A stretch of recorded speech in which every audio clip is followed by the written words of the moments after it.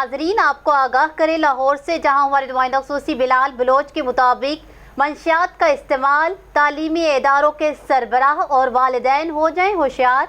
तलबा और तालीमी इदारों में मंशियात के इस्तेमाल के खिलाफ असम्बली में बिल लाने का फैसला। तालीमी इदारों में मंशियात के बढ़ते हुए रुझान को रोकने पर फैसला किया गया।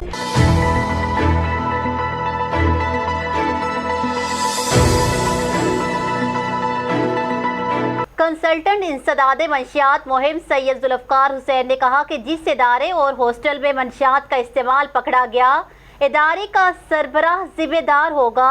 नौजवानों में मंशियात के बढ़ते हुए रुझान को रोकने के लिए वालिदैन भी जिम्मेदार होंगे। तालीमी इदारों में मंशियात के खिलाफ तलबा की हेल्थ प्रोफाइल की तैयारी भी बिल का हिस्सा होगा।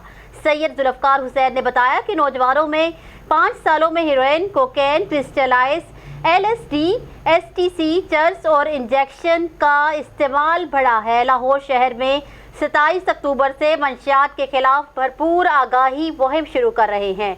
आगाही मुहिम का इफ्तिताह CCPO लाहौर गुलाम महमूद डोगर करेंगे। न्यूज़ स्टूडियो से फिल वक्त इतना ही। मज़ीद अपडेट्स के लिए देखते रहिए BBC 11 हेडलाइंस।